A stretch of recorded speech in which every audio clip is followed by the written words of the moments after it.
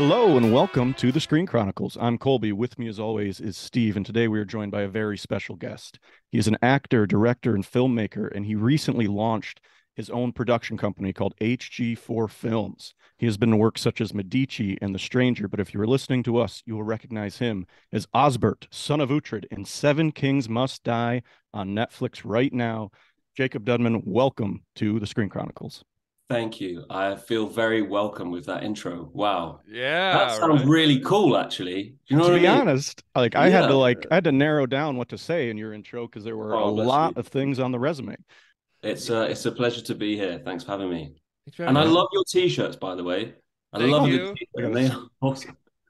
I saw you did a short like film on your YouTube channel where you were Han Solo. So I was like, Yeah. he's into Star Wars too. Let me break out my Star Wars shirt here. Yes. And I when I appreciate it. watched that, by the way, I was like, wow, he's nailing this Harrison Ford accent. Yeah, Thank it's a good I movie. was so cold. I think actually in the reverse shot where I'm like, it's over my shoulder, you can see my shoulder like shivering. So I'm glad we got away with it. You got away with it. And I didn't realize how good you were with accents until I started diving more into your YouTube page Oh and no. saw, man, you do the Hamilton video, The Greatest Showman, all the accents singing it. If you're listening to us and you haven't seen that, go over to his YouTube, check that out. Oh, bless you. Thanks. Yeah, Yeah, I mean, that feels like lifetimes ago, but that's sort of how it all kicked off for me, really, Oh yeah. yeah, doing the accents and impressions. I was always up because, yeah, people obviously, like when you're working with a new cast, lots of people are, who is this guy? right. Google him. Those have come up. And then, of course, the first question people ask is, do you do Uhtred? Like, Really? because of the voice. Yeah.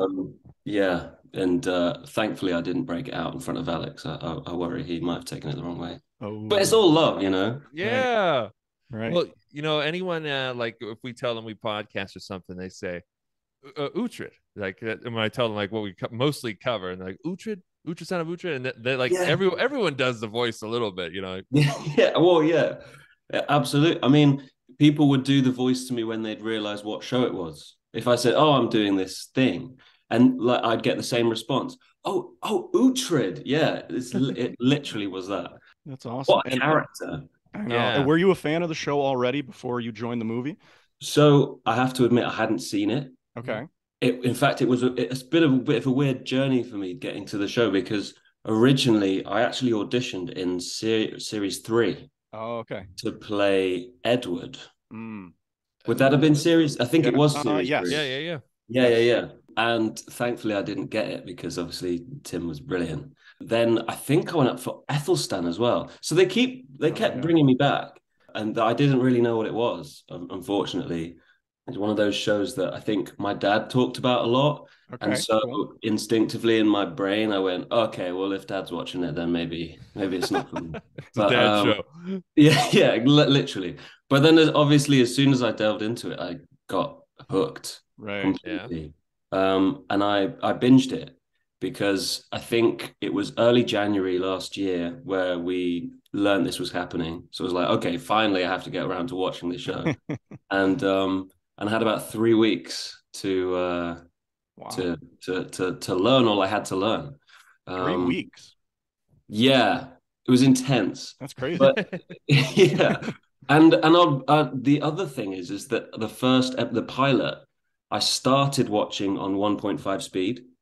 because I thought I'm just gonna have to get through this. Oh my god! And but then halfway through, I was like, this needs to be watched I know. properly I because you Yeah, know. you can't just slowed it skip down through it. then, right? You were Yeah, like yeah, point yeah, five speed and yeah, yeah. Yeah. and really took it Drag it in. out. Yes. That's Yeah. awesome. So yeah, you were Osbert in the new movie Seven Kings Must Die. So everyone watching, listening, spoiler alert for the new movie, all the Last Kingdom, all that fun stuff. What was it like coming on then onto this movie here as this? You were basically a new character, and then also too new with a bunch of veterans from the show, right? So what was it like for you? Yeah, yeah. I mean, that was weird because my first day was the scene where Osbert's sort of introduced to the audience, and Uhtred comes over and asks what's happening with the borders. It's the first introduction for me, and it was Right. the first scene that we shot, and so it was weird suddenly being on set with Uhtred, and Yeah. like it was like stepping in. It really was stepping into someone else's world. Right.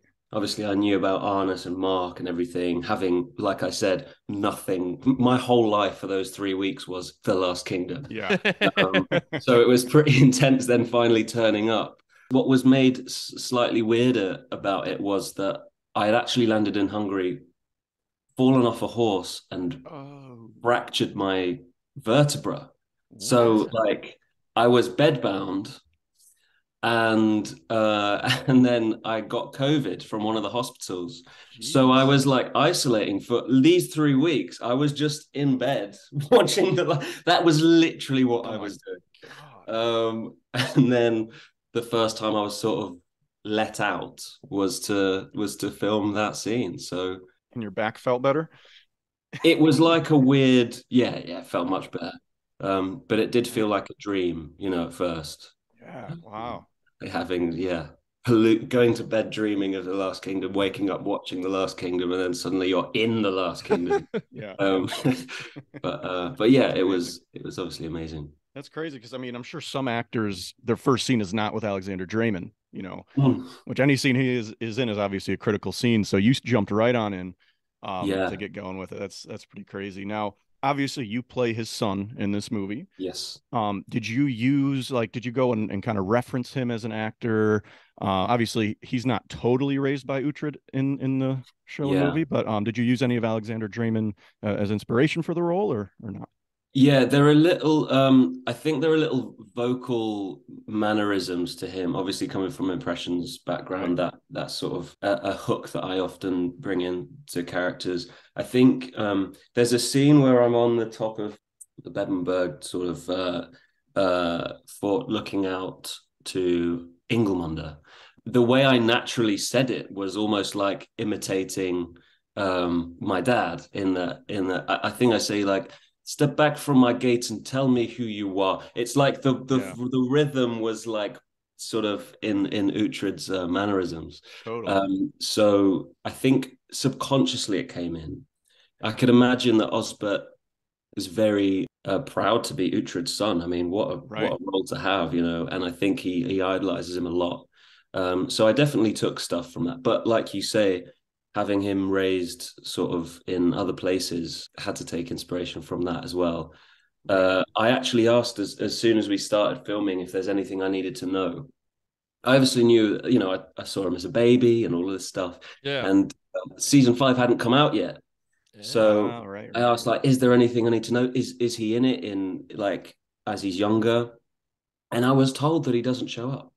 Oh, And I watched series 5, and this guy who was playing Osbert for that one scene at the end of the Mm-hmm. show, and he has such a broad northern accent. And so we were halfway through shooting, and I thought, oh God, how do I work this in to right. sort of change my voice to then sort of pull back to be a Wow. little bit more like the original actor who played him in series 5. Well, we appreciate that continuity. Yeah, Well, Like yeah. some yeah, actors might go like, "Oh, well, I'm the actor now. This is my actor." That's pretty cool that you right. factored that in.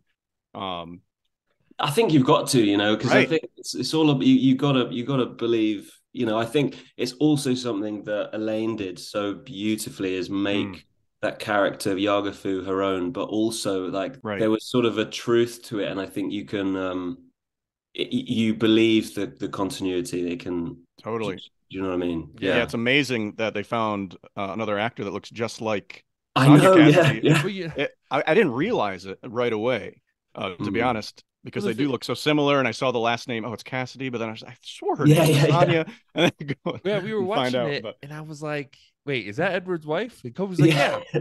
and I was like, "Oh," and I was like, "Oh, maybe they just did her makeup differently or Yeah, something." yeah. it's like And I think there was someone in the wild. crew who came up to her and said, "I loved you in, the Oh, series." I would She's like, imagine. nope, I know. but you Oh, didn't. that's so funny. was there any then like debate for you though when you got in of like maybe I should just straight up do Uhtred's accent? Then was that Well, this is the thing because I don't think so. I think that would have been wrong, and yeah I Mm, think it would have been, yeah. I think people would probably have watched it going, "What is this guy trying to do?" right. But there is there in that scene, that first scene that we shot with Alex, there is a moment where Osbert says, "No good comes of sitting waiting for a birthright." And the way the director sort of pitched it to me was, this is something that your father always says to you. Yeah. And I feel like if I hadn't been bedridden for 3 weeks and it wasn't my first scene with Alex, I may have said it back to him the way he would have said it to me. So I kind of wish I'd gone for that. But yeah, I thought as first introductions go, he may just go, "What are you doing?" Yeah, absolutely. Yeah. Yeah. And so I don't know if you've read any of the books leading up to it or if you reference them. No, sadly not. With your character in the books, Osbert, who is actually renamed Uhtred because Of course. they take his first son's name and Osbert's worthy of it. Mm-hmm. He is like mini Uhtred in the books. And so, going into the film, we have that sort of expectation is like, oh, he's going to be sort of formidable in his own way. And I think that definitely came across. Uhtred seems to trust Osbert. I think there's a line when they're getting taken away, like, I'll take care of Edmund as you guys are taken away. There's that sort, and then your scene that you just mentioned on top of the ramparts of Bevenberg, it definitely is Uhtred-ish. It's oh, bless you. Yeah. Yeah. I think it's a sort of an impossible task for Osbert to live up to that. Yeah, for anyone, right? Well, yeah, exactly. Yeah, for anyone. it's it's the reason he is Uhtred, son of Uhtred, is because he is, he's earned it. Right. Osbert definitely has had to all of a sudden grow quite tough. Right. I think, given the sort of upbringing he's had, I can imagine it's quite a change of scene for him.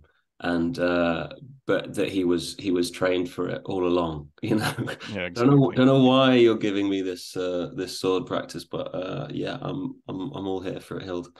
So yeah, the idea was to try and really make Osbert formidable, as you say. And had it not been for my back injury, we would have had a lot more fighting stuff. There's not to spoil the magic at all, but fine. the bit where Osbert comes in on the horse, he says, "Hunt down their kings," and all that sort of stuff.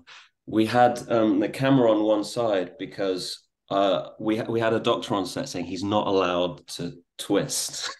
So everyone was attacking me from this side. So it was like I was fighting one-handed, like batting them all off. Oh, interesting.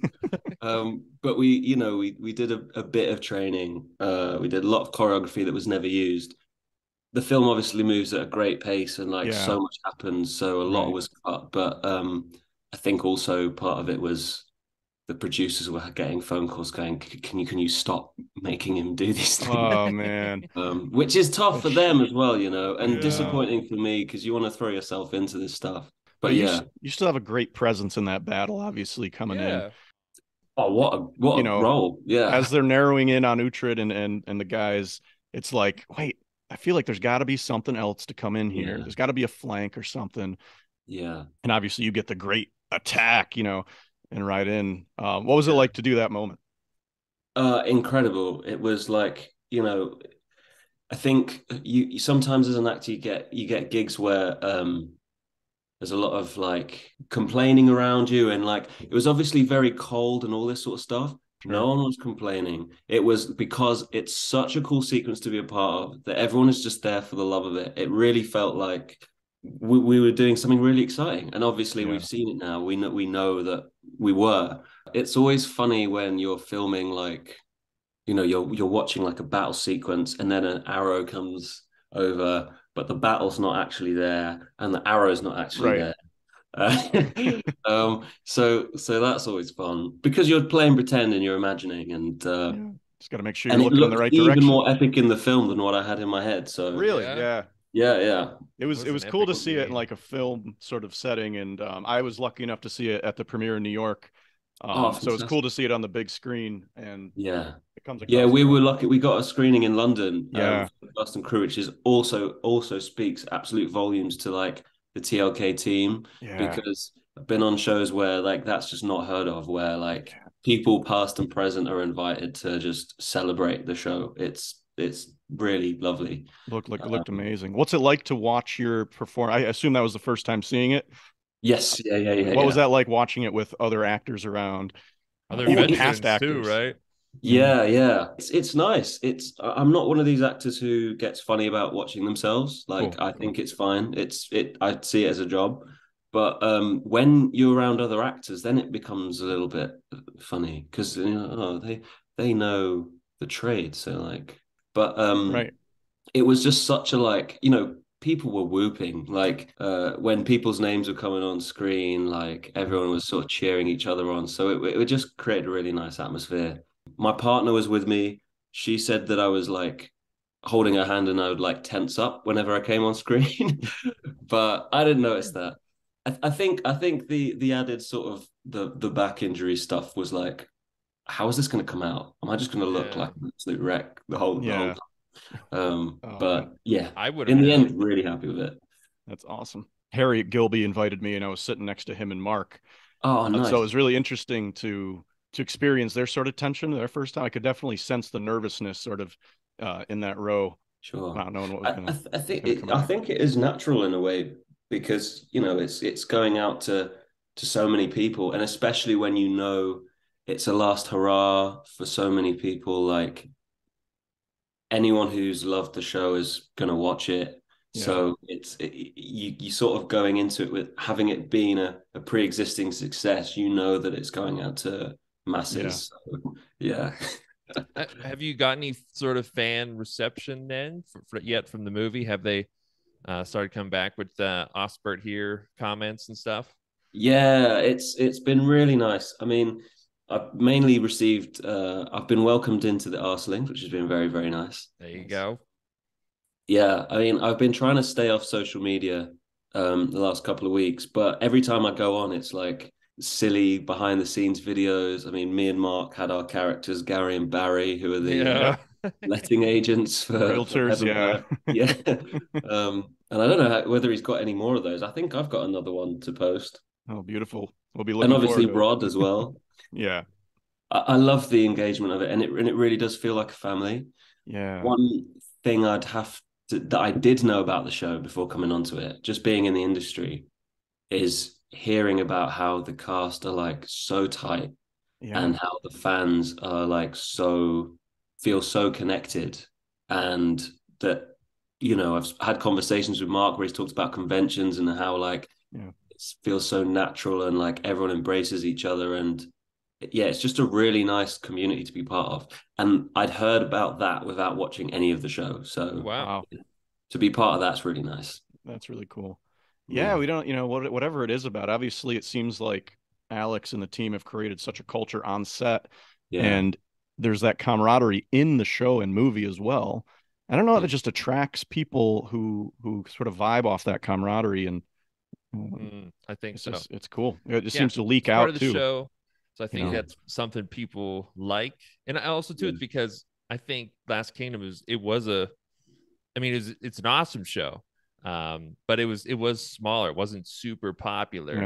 yeah, Yeah. I would say probably season 4 is when it started getting like big, and then Right. it's gotten bigger since then. But yeah, like I still feel like that core fan group is like, this is an amazing show. Everyone should know about it. Yeah. And they're just, this smaller group of people though. You know what I mean? yeah, Yeah, totally. Yeah. And it's so I love things like that where and that I feel like that's so important for a fan base as well to feel like it's yours. And then every success that it has is like shared success. And you want the show to do yeah, well, Yeah, you know. that's how I And feel. Yeah. obviously it being on Netflix and stuff, it's able to reach a wider audience. absolutely. What was Yeah. your reaction when you saw that it was #1 in 89 different countries the opening weekend? Was that Yeah. A expected? Do you week or guys think two, that was right? gonna? Well, Yeah, I expected it to do well. I mean, I didn't even know there were 89 countries with Netflix. I mean, that must be pretty much close to like all of them, right? right. I mean, maybe not. I don't know, but yeah, it's incredible to be #1 in any country is Right. phenomenal. I've just come back from the gym, and I'm starting to get people like looking like, that's that guy. Recognizing you. Yeah, Ah, yeah, yeah. Because lots of the stuff I've done before has been big in like the most random places. right. Like the young adult sort of teen world's very big in places like Brazil and the US. So being like home and people going, "It's that guy." Like, swear he's. It's like a different demographic as well, I think, which is cool. Oh, But yeah, like it's so far reaching. I've had texts from people that I haven't spoken to in years who, suddenly go, "Oh my God, how are you doing, by the way?" Yeah. People who didn't even know I was They just want acting. to get into Bevenberg. They just Yeah, want to get yeah, into that's Yeah, Bevenberg. it. they're Yeah. trying to It's get like, that Bevenberg connection, you know what man. I'm saying? Don't fall for Yeah. that, you know? Yeah, hang on a minute. Don't open No. the gates. Don't open those gates. Don't open the gates. Oh, sorry about that. He had to, right? That was a He had tough to open choice, the gate. man. That was a tough Ah, what are you choice. gonna do? Because like the number one thing to not do in the show is let Uhtred die. Like, and I feel like Yeah, he understood that assignment. Like, if completely. Uhtred's dead, like if Uhtred's alive, there's always a chance. There's always a chance. Absolutely. You know, That's it, right? It's like the queen in chess. Like you're like lost without him. Um, we always joke like when we're watching the show or the movie, and a character like doesn't do well by Uhtred or doesn't trust him. We're like, well, they obviously didn't watch seasons 1 through 4 or something. We're like, yeah. Yeah. They've Osbert not definitely seen the other watched seasons. the Yeah. show and knew. Osbert definitely binge watched the whole show in 3 weeks. Yeah. That was an intense moment though, because Mm. you could see what was going through your head. Run us through that moment real quick. What it was like to make that decision to open the gates. Yeah, it's obviously really tough. And honestly, like as an actor, I mean, I'll speak for myself, and I don't want to sound too actory by saying this, but when you're sort of going through it and living it, you are releasing chemicals into your body. There is a physiological response, hopefully, if it's, going right. Right. And it was horrible to sort of see the situation you find yourself in. And again, it comes back to him sort of feeling hopeless and wanting to do right by his dad, but in that moment he sort of had an impossible choice. There's a little moment where I can't remember whether it made it, I think it's sort of seen in the edit, but we made more of a thing of it on the day, where Osbert just looks across to Yagafu and sees Edmund there as well.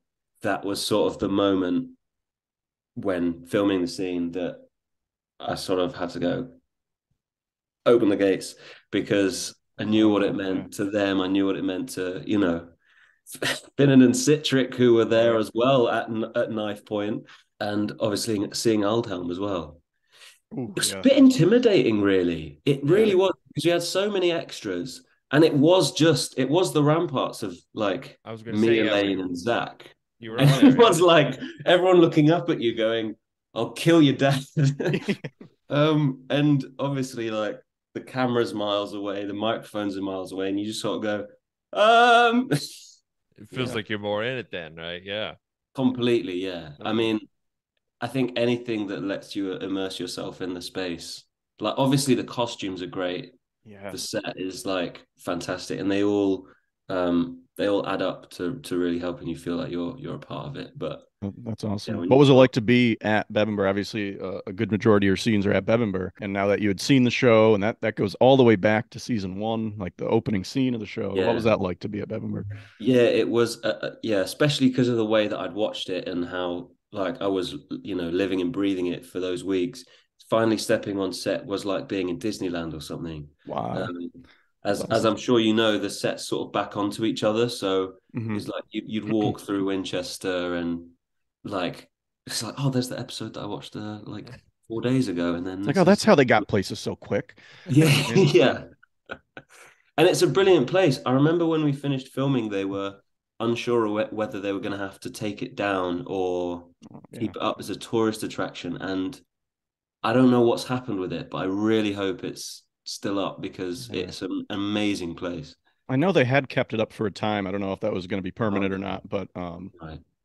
yeah, Yeah, it'd yeah. be It's great to see someday in person. That would be amazing. We're yeah. about So to next month head up to Bamberg Castle at least, and we're going there next month, so we're pumped for amazing. that. I actually, do you know what else is really nice is that the week before seeing the film, that can't come out, I was in Bamborough and I went to the castle. Yeah. Amazing. So yeah, just to like really see the space. I mean, I'm from the north of England anyway, so Okay. like it's a very special place to me. But just to like be there and see the exhibition, and they have the music playing around the Oh, sweet. and like that's really fun. Did you know it was going to be that final scene that they zoomed out of?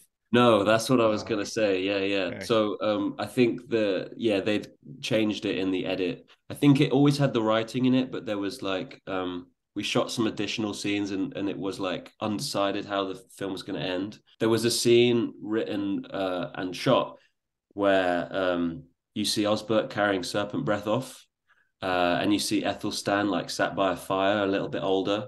I hope I'm all right saying this stuff. I mean, of course, I think it happened. it's usually fine. You're okay. Okay, can, Carnival, cool. don't Most hurt people Jacob, do. all right? Let him Yeah, let him please, be. please. But when it comes out of the window and you see Bevenberg present, I just thought that was such a perfect ending. It tied us right into like the history and everything that's happened in the show. I mean, obviously, so much of what happened in the show is based on history. Are you interested in that history? Was that something? I know you've done other period pieces in the past. Yeah, fascinates me. Yeah, really, really interesting. I think England's such an interesting place. Totally. The fact that my accent sounds different from someone that lives 30 minutes away from me, you know, where I grew up.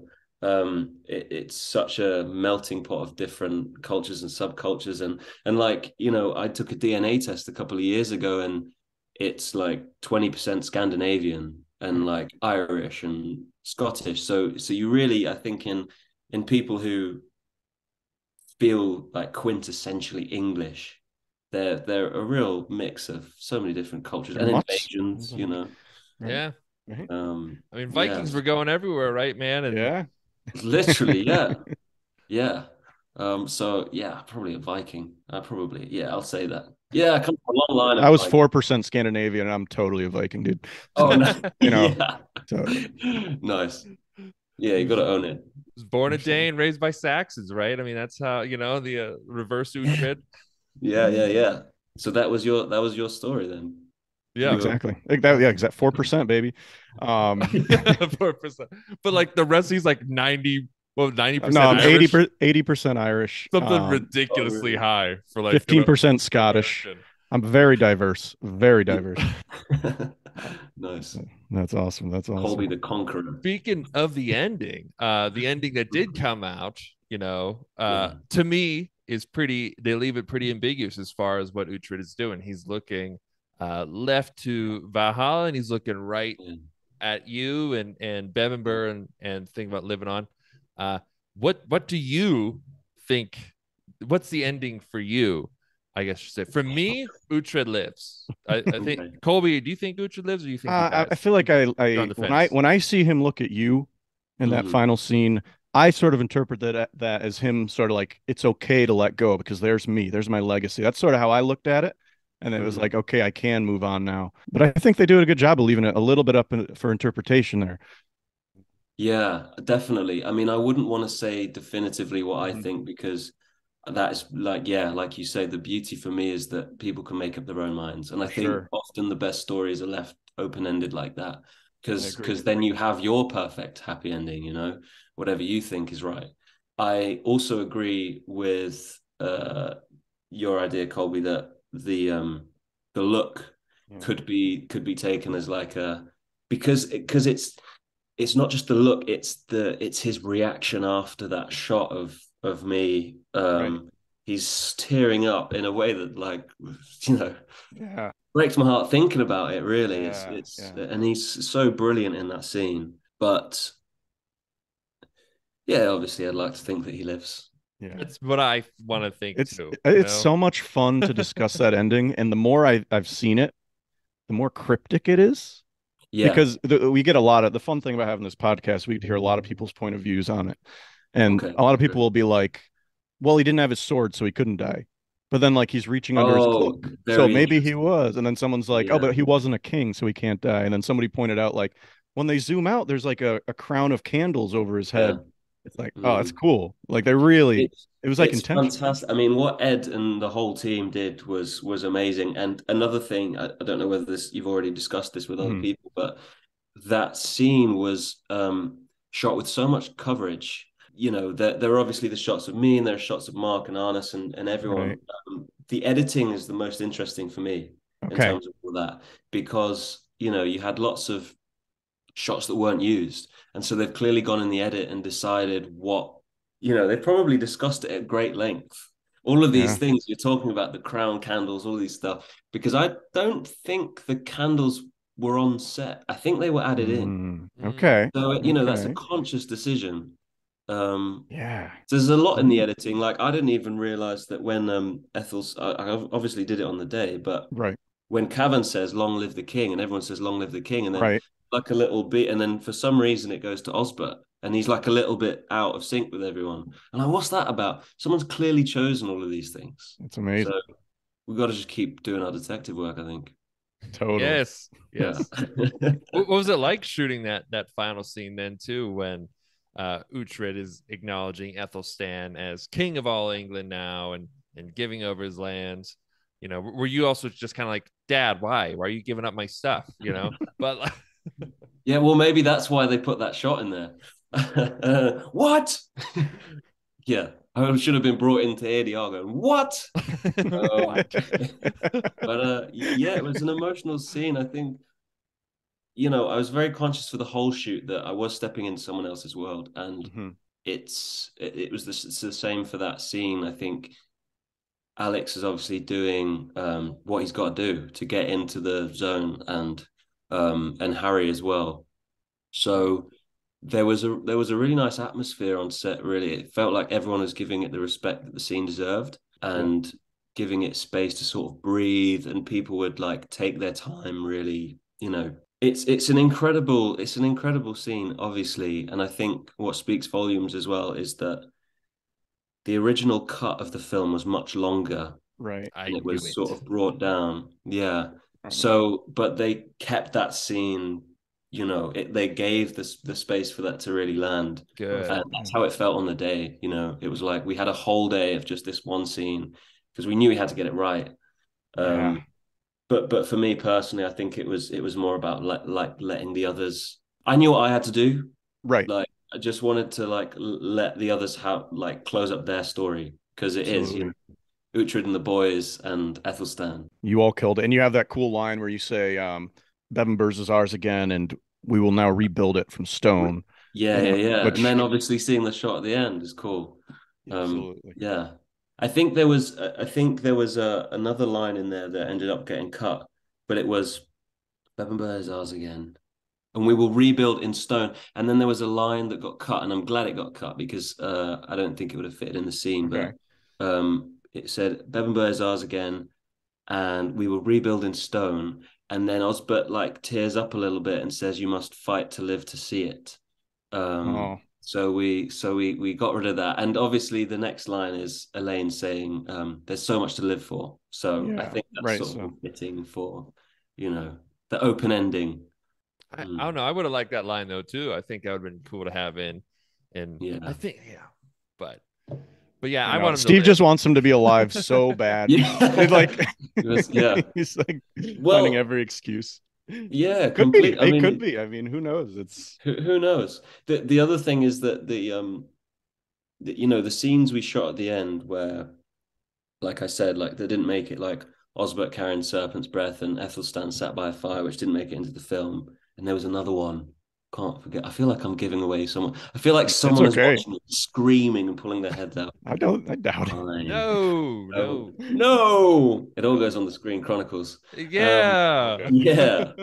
But the idea that those scenes were like far in the future. So kind of like whether he lives or dies, like you've said, the legacy is secure. Ethelstan goes on to become the best king in medieval England. And that's what I was saying. I was like, I wish they kind of would have done something like that, because we kind of just saw Ethelstan become king, and then he was kind of a dick most of the movie. And it's just like, it would have been great to have like at least like seen like a quick glimpse of him, just like a quick one, maybe going through the crowd, gray beard and something. Everyone's like, yeah, that's good. He's a good guy. I mean, I think that says a lot about the world though, isn't it? Is that you could have, I want to see what happens to Finan and Citric. I want to see and Edmund. Like, it's obviously we're there to serve Uhtred's story at the end of the day. And I think it's a rather fitting ending, but I completely agree that like now we need a new series. Exactly. We need spin-offs. And we need United Kingdom. I mean, obviously I still enjoyed the ending, but but they're I've mentioned this a few times before. The show has become more successful pretty much every season it's come out, right? It's more popular. After the movie, though, they did leave the ambiguous ending. But whether they decided to do a movie after, or I even think, if they wanted to, they could do movies that take place maybe before and just like their own little short story kind of thing. A lot of great characters, that you can do it with. Would that be something you'd be interested in doing, though, coming back as Osbert? And absolutely, yeah. I'd love a go at it with a fixed spine, totally, and to be able to twist on a horse. But yeah, I think it's definitely got scope for it, hasn't it? You got such a depth of characters, and you could even have like the Scottish Chronicles where you follow Constantine and Donald. Is that how you? Domhnall. Yeah, I think they maybe say Donald. I don't know if they pronounce the M in it. I think it's spelled M. I think it depends on which region whether you pronounce it or not. But there's so much, isn't there? Like Sig Trigger could have like a prequel spin-off. I definitely want a Constantine spin-off, though. Yeah, I really want a Constantine spin-off. Did you have a favorite character watching the show that you really liked? Otter. Yeah. Otter? Which one? I loved him. Sorry, Simon older Coombs. Or younger? Otter. Older. Oh, okay. Not his son. Not his son. Yeah. Not a son. Not a son. Yeah, no. That's a great answer for this. Yeah, that's awesome. Really. Yeah, I mean, we love him. Is that not a common answer? No, I think he's a bit underrated. Right. But my God, the nobility of that guy to kill his own son. I mean, I don't know what I liked about him. I just thought he was fantastic, and he's a brilliant actor as well. Yeah, we were fortunate to have him on the podcast, and we were so excited. We loved his character, and we felt there was so much depth to his character to talk about. It was a really amazing performance. Yeah, I mean, he's fantastic. He's a really fantastic actor. But there are so many characters that I love. Yeah. I'm obviously a bit biased, but Gisela and who else? Gisela was amazing. Yeah. Picking mom. Yeah. Yeah. Yeah, she's great, and Utra's great. Constantine, though, like you said, right? Were you a fan of, after you saw season 5, or maybe working with Rod in the movie? Were you a fan of Constantine? Yeah, I was a big fan of Constantine, but I was an even bigger fan of Rod. I absolutely love him. Oh man, as a person. What a guy. Yeah, he's great. He gave me like cardigan advice, and I said to this, I was like, I promise you, I'm being serious. I'm not taking the mick. Like I really like your cardigan, and I would like one myself. I was worried that he was going to be like, you taking the mick, like, because I'm an old man, I'm wearing a cardigan. I was like, no, I really want one. So now I've got this cardigan that's Rod inspired. There you go. Such a kind man. And I think Constantine's a great character. Another honorable mention before we move on. Sure. Father Biocca he's another, if not Otter, it would be Biocca, I think. Another great pick. Great pick. It's so cool that the show and the movie, you can have anybody can watch it and have a different favorite character. I mean, Uhtred's obviously the default, but there's so many other amazing characters that you can relate to, which is so cool. Yeah, I think that's like any good show has like depth of characters that you want to like spend time with, right? And I also think that it's what separates this show from a lot of other shows like that maybe aren't as successful, that are based in a similar sort of region or a similar genre, like the depth of character, because you can get swept up in the action as well. And obviously the action's amazing in the show, but like when you have like sidekicks like Finnan saying, I don't have to call myself English, and all this, that was great. It's just great, right? Great line. Absolutely. And so we also want to talk a little bit about you, Jacob, and about your career. And we know that recently you just launched something pretty big. Yeah. HG4 Films. Yes. Can you kind of run us through what this is all about and talk to our audience about it a little bit? Yeah, bless you. Thank you. I mean, HG4 is my production company, which is lovingly named after the postcode I grew up in. It's my opportunity to start creating things, really. I went to university to study film. So I actually stumbled into acting, wanting to be a director. Yeah. I was joining acting classes on the weekend to try and understand it from a director's point of view, and just caught the bug and started auditioning when I was meant to be going to lectures and stuff. Then I ended up doing it full time, and the acting obviously took over, which was great. Like, I'm not complaining at all, but there was this part of me that always wanted to get back to making stuff. And now I have the time and opportunity to do that. So there you go. You're an out of work actor. You got to, do something with your time and get the ball rolling. So we're in pre-production for a new film right now, actually. Beautiful. Yeah, it's called Finger Food. It's a sci-fi comedy, which is actually based on the first time I met a girlfriend's parents. Okay. Yeah.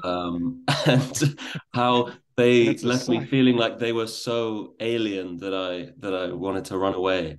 It's awesome. about yeah, I know, and I've changed all the names. But yeah, it's about a boy who desperately wants to make a good impression on his girlfriend's parents, and that proves more difficult when he discovers that they're actually aliens. So yeah, we've got a crowdfunder starting tomorrow for that, which is very, very cool. And it's exciting, man. It's like, so what's the plan with the film? I know you've done a lot of short films in the past. Is it you planning on it being a short film, or is this going to be yes, sir. Yes, this is a short film going for a festival run. And beautiful. Yeah, right now it's like getting my eggs, lining up my basket full of eggs, and then hopefully getting more into the feature film, TV directing space. So it's like creating a portfolio, just gotta totally build up. Still only 25, so just trying to get some chalk on the board, really. I remember 25, man. Those were good years, 25, Yeah, it's a good year. It's like I'm an adult, but if I get something wrong, it's like I'm young. You got time, man. That's how I feel. Steve can't feel like that anymore. No, But I still feel like that. Oh no. Now he's 26. Yeah. Thank you for that. So did you end up writing this then? Is that yeah, I did, yeah. And it's weird how, like, for a comedy that's got aliens and human eating aliens in it, that it like actually follows like some life events, like pretty close to it's like based on a true story with aliens. So yeah, it's personal experience. Interesting. Can we ask about this true story without getting spoilers, or like? Yeah, I mean, like, wow, where to start? I mean, there are so many weird things that happened that, like, I've actually had to cut for time. But like, arriving at the door and getting kissed on the lips by the nan, and then and then the mum going, "Oh, Mum, you're so embarrassing," and her going, "What if he's going to become part of the family?" and all this sort of stuff.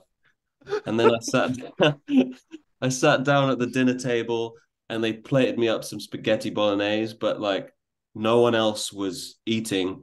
So like they were all like sat there with their hands like this while I was eating like the messiest food imaginable.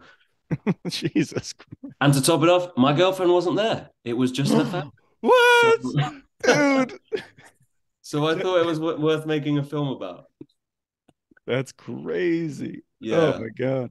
A bit crazy. All right. Well, I can't wait to see how this unfolds, and knowing that it's probably rooted pretty close in reality. Well, yeah. Oh, thank you. Awesome. It's very kind. We'll be on the lookout for that in the horizon. What do you have any visions for this company? Like, yeah, absolutely. I mean, it's just ever expanding, really. I mean, our idea is that we want to sort of have an educational side of it as well. Oh, very cool. Very cool. Similar to the great things that Mark's done with like the actors community and stuff, but be more of sort of educational platform for people from disadvantaged communities.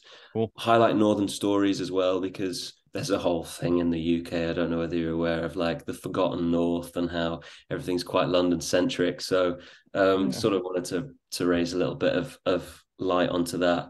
But there are lots of stories that I want to tell. One of them is based very close to Bamborough, actually. Actually, some of the story would be based in Bamborough. Cool.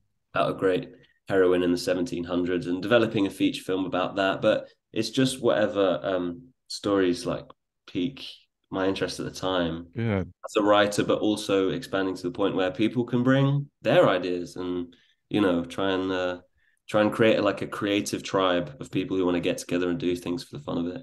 taking the TLK community Yes. blueprint of like family and all this stuff. There you go. Yeah.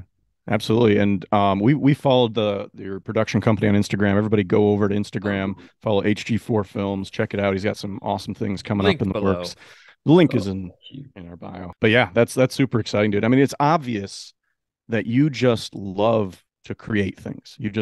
I mean, Oh, you had a thanks. very successful YouTube channel, obviously as an actor and wanting to get back into filmmaking and directing. It's awesome. What are some of your early inspirations to do these kind of things?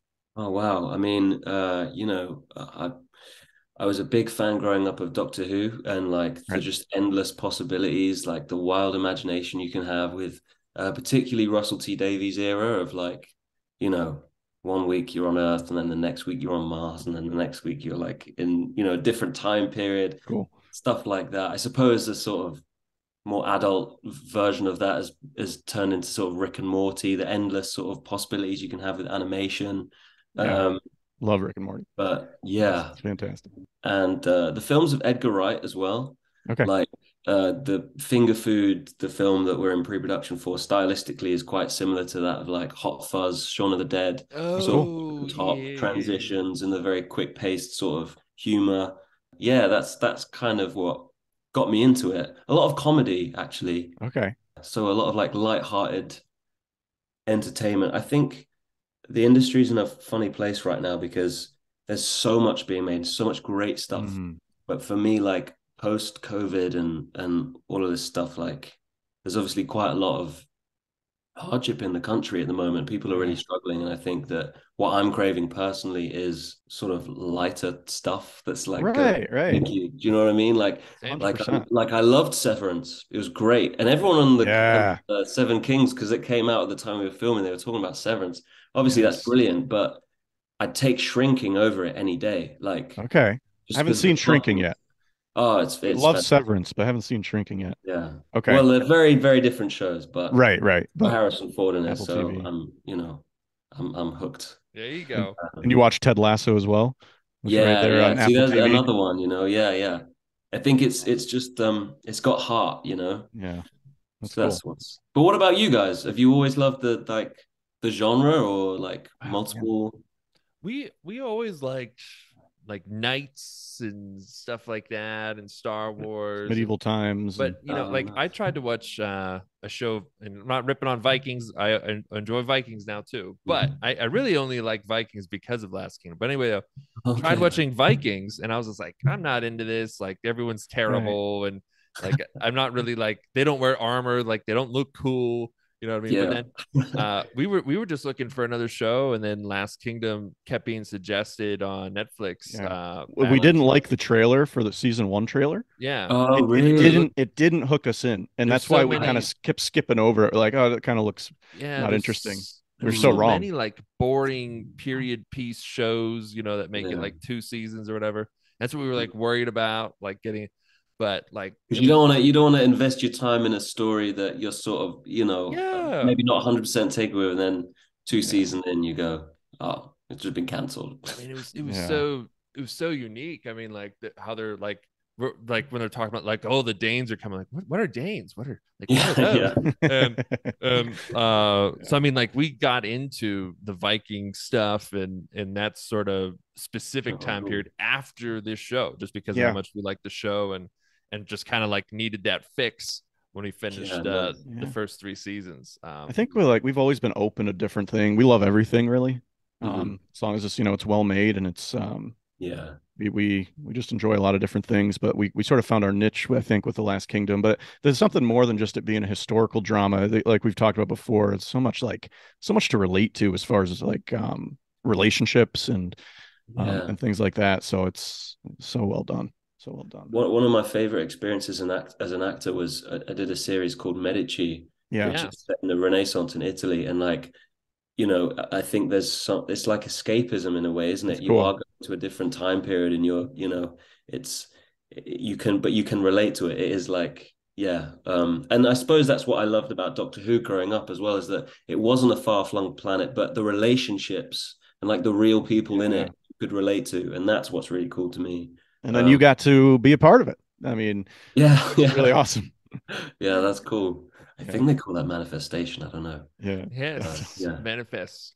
Mhm. But a lot of our fans, Last King fans, they've been telling us to watch Medici. So now you're in it too. Oh, We're right, gonna have to okay. definitely check it out. Yeah. Oh, nice. I mean, yeah, I'd say it's full of great characters. It's Yeah. got amazing actors in it, and I would plug it. I would go so far as to plug it on your It's podcast. plugged. Yes. Plug it away. Not for my involvement, because it's another great period show that has great depth of characters and lots of it's just an awesome, sexy show, and it's got an amazing soundtrack as well.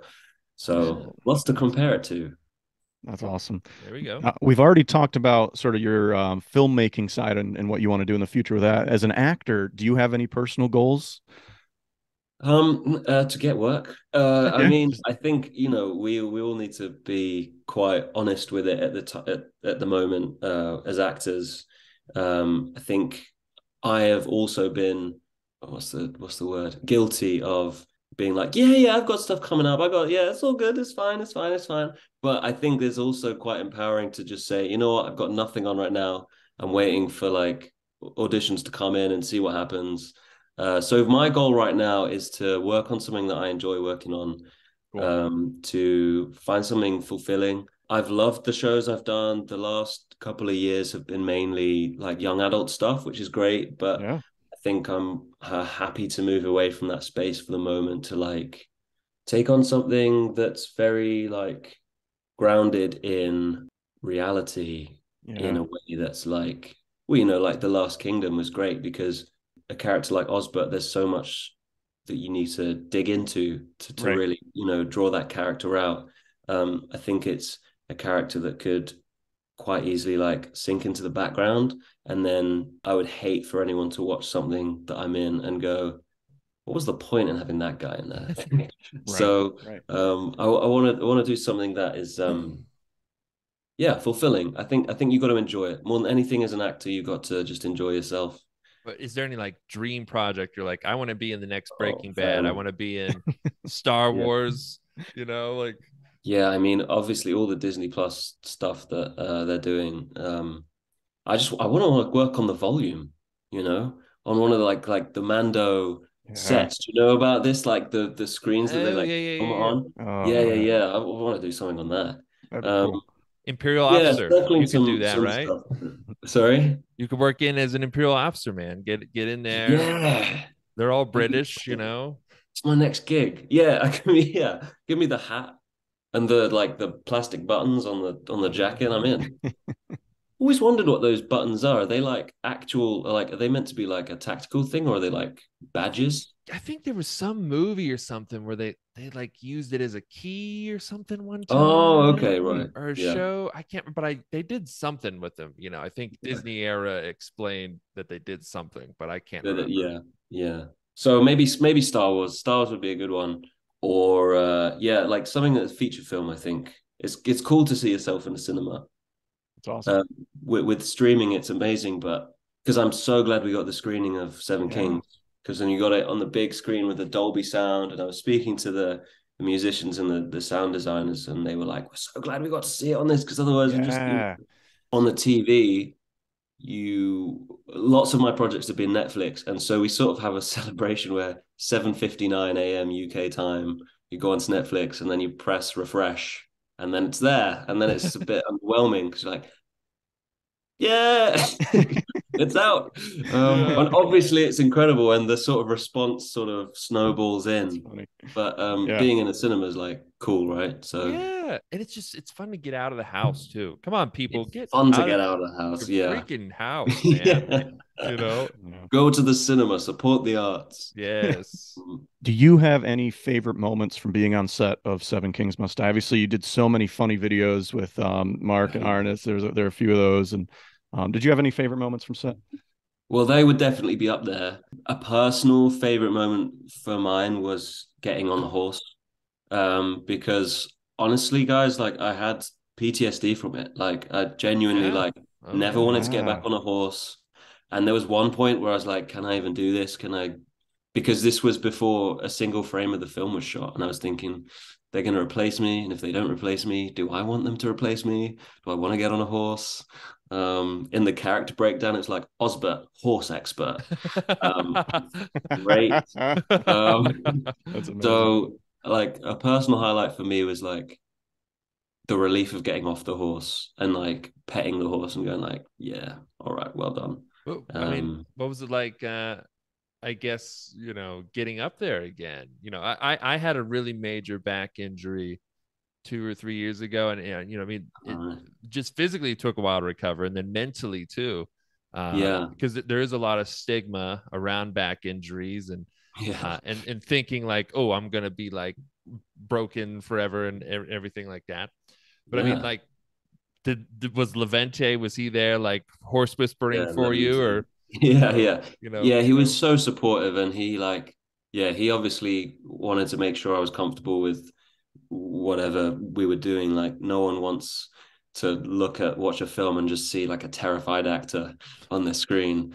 So he made sure that I was comfortable doing everything. It was like, honestly, like, it was really scary, but I knew I had to do it. So you just gotta just get on and do it. And Alex as well was very supportive. Oh, nice. Because, he'd heard of what happened, and he just came in and was like, this isn't in a loving way. He said this. He was like, well, you're gonna have to do it. I was like, oh God, that's what I needed to hear right now. Because you could just go, it's just really difficult. Like, maybe they get stunty in or whatever. It's like, no, it's like your dad coming in and just being like, literally, yeah. Had you had horse riding experience before the show or the movie? Or? Yeah, a little bit. Yeah. But we actually, I mean, ironically, actually came out early to make sure I got a lot of hours in. So I think when I arrived, it was just Alex, Arnis, Mark, Harry, and me who were out there. And I was, they were out there because they had lots of prep to do, and I was just out there to try and learn to ride better. Right. And I was gonna say they're probably standing up on their horses by now. And yeah. Well, they're fantastic, and they would just go off for a ride from Levente's house, just like, we're going up the mountain for a bit. We'll see you later. Amazing. Yeah. Did you feel like you sort of like conquered that fear then after you did? Like, I'm still gonna have to be convinced to get back on one. Oh yeah, okay. Yeah. Honestly, but I guess it was a little bit. I mean, it was conquering the fear in the moment, but it's just what had to be done. It wasn't like there wasn't really much pride involved. It was more like, okay, now I've got the relief of like one more day on a horse ticked off. And I am like now proud of myself for having done it. So yeah. Just curious, do you guys have physios on set? Steve and I are both physical therapists or physios. Oh, fantastic! Oh yeah. But do you guys have that on set when these kind of things happen, or no? Well, yeah. I mean, I was at Levente's house, and I remember I was told to walk it off, and I was like, I don't know whether it really hurts, man. Yeah. Yeah, literally. So I got taken to a hospital, and they were like, yeah, you're fine. And then I got a call from Ed, the director, going, you okay? I've heard it's broken. I was like, it's broken? Oh. So yeah, we didn't have a physio. I was sort of taken away, but the medical team were great, and there was always someone on set, or when I was on set, I think from that moment on. And I continued to have physio like back home afterwards, and Carnival have been really great as well. Like, last year at some point it like flared up, and my agent just got in touch with him and was like, does the offer still stand? Can like help him out? Cool. So they've really, really taken care of me, and yeah, that's really nice to hear. That. Awesome. Yeah. Awesome. Do you have anything real quick you just want to say to the fans of Seven Kings Must Die before we sign off here? Destiny is all. That's right. Destiny is all. That's all that needs to be said. Does everyone say that? No, we try and get them to. Yes. We try to get them to, and we didn't even have to sell you on it, so this is perfect. Yes. What else? Destiny is all. Yeah. Cool. I do have one more thing to say. Yes. Yeah. Both of your facial hair is great, and I've just noticed on Zoom and mine I need to shave because I'm not quite there yet, but you guys have it. Oh, I appreciate it. Like Uhtred and Finnan are talking to me right now. Thank you. Oh, wow. He's probably Finnan, right? Who's who? He's probably Finnan with Uhtred, that density he's got going on, right? Come on. Yeah. Come I got Serpent's Breath here, bro. So Hey, yeah, of that's course. Have you got a shield up there as well? yeah, it's the one from the. It's like the same design as the. Oh, nice. I've actually So got something right had to here get as like. well. Oh, do you?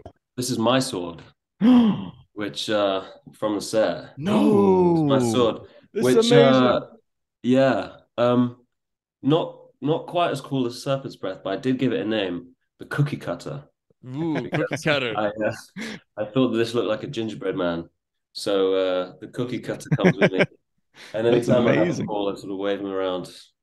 But yeah, Ah, so cool, dude. So cool. Did you keep anything else from set, or was that the that's sort the of the only thing token? I've That's the got. But token. it's a cool thing. I'm amazed they let me in the country with it, to be honest.